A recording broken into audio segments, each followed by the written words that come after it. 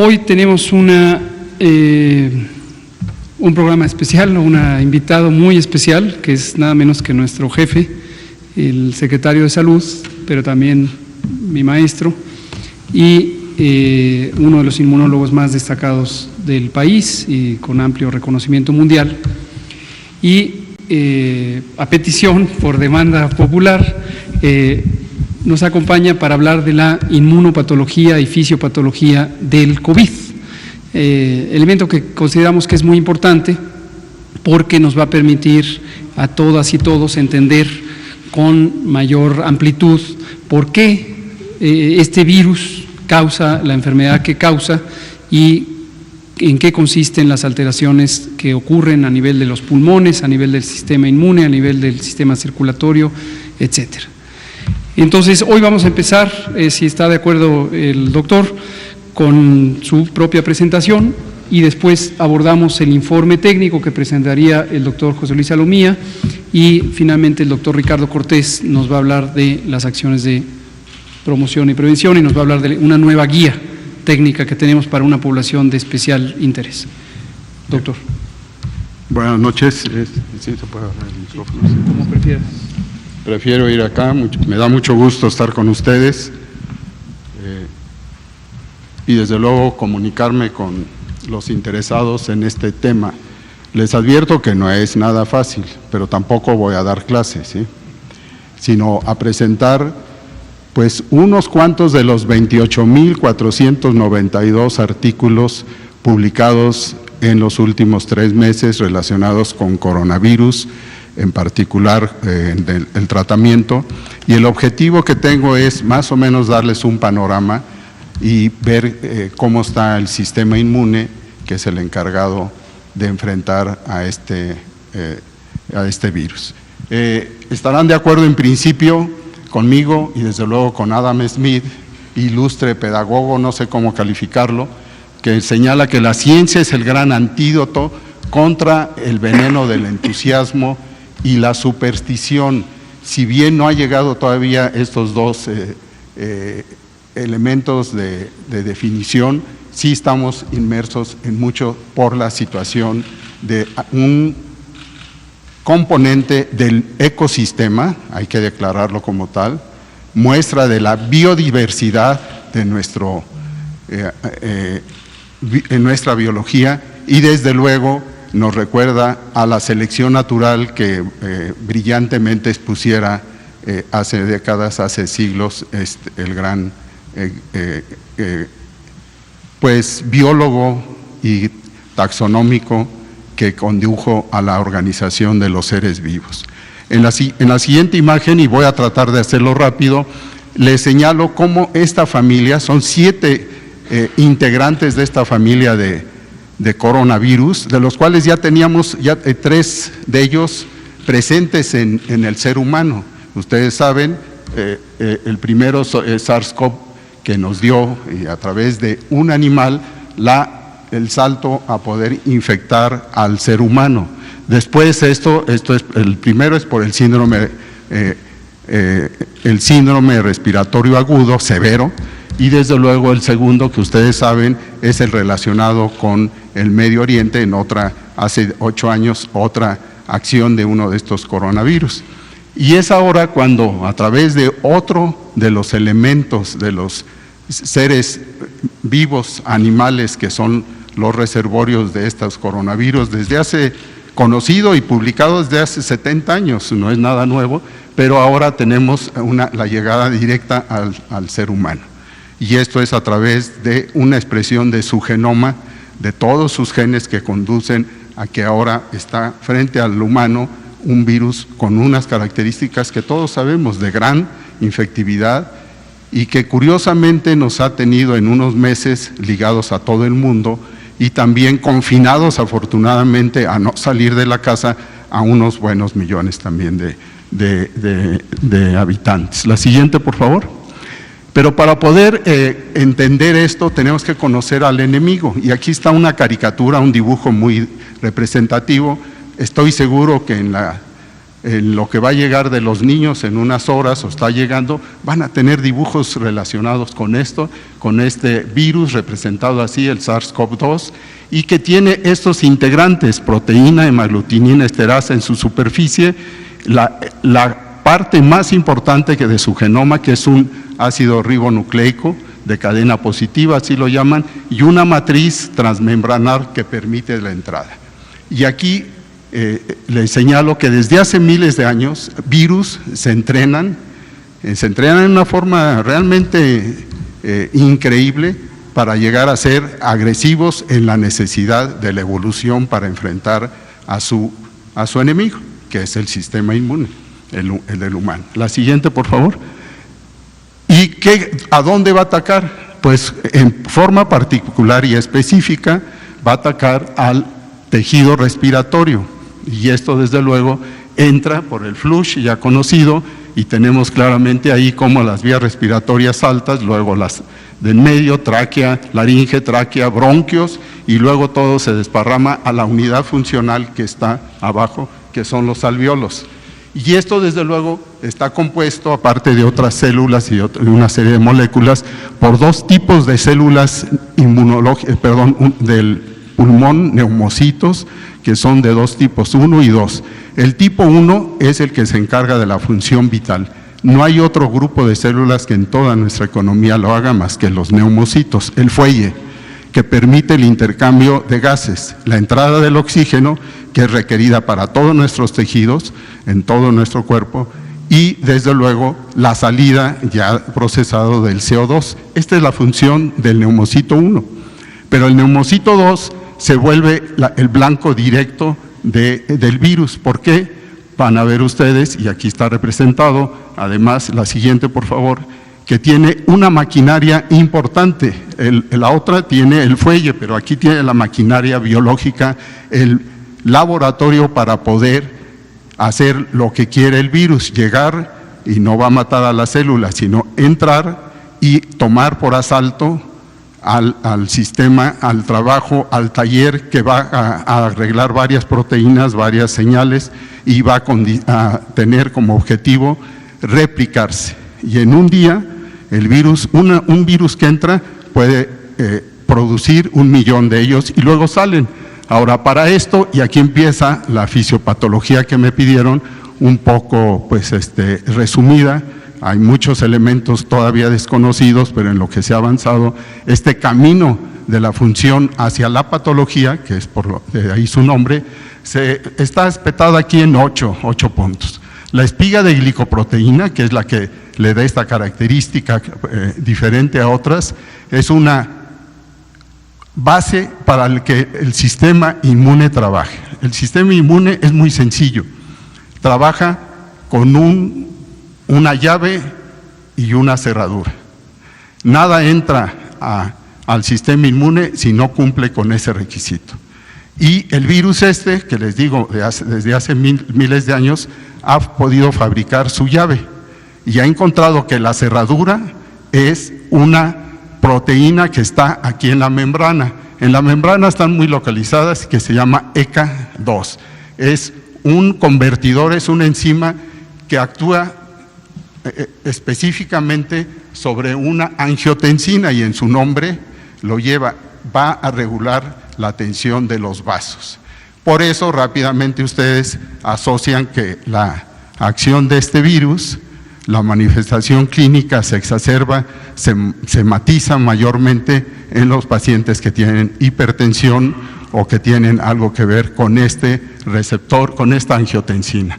Y luego transita adentro de la célula con una necesidad, forma su capa, su vacuola, para que no la intervengan otras enzimas, y esta capacidad la tienen estos neumocitos tipo 2, son transportados y rápidamente al laboratorio central, que es el aparato de Golgi, donde se van a sumar, a restar y a accionar varias proteínas, y producto de ello se ensamblan a través de procesos enzimáticos y de integración genética, varias de estas producción, el RNA se replica y sale nuevamente para poder protegerse a través de una de estas vacuolas. Esta capacidad la tiene el neumocito y no la tienen otras células preferenciales, por eso, para este camino.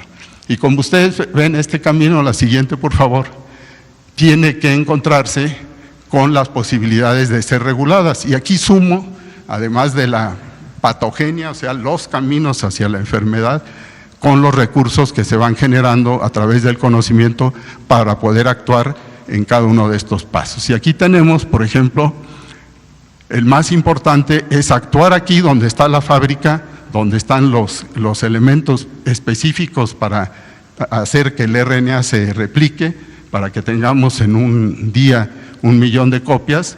Y aquí actúa el liponavir y el ritonavir, que son 2 moléculas que se han usado en otras infecciones virales en otro tiempo.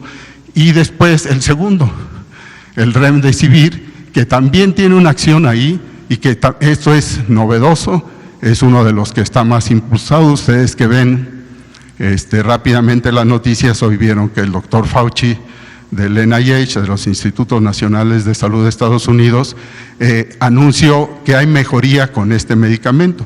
Ya previamente, a través de China, se había hecho un estudio rápido en unos cuantos pacientes y ahora fueron varios cientos de pacientes que concluyen, ustedes para que no me lo pregunten, que concluyen que no hay grandes avances, excepto en que en lugar de tener 12 días de estancia hospitalaria se reduce a 10 o así parecido en los pacientes.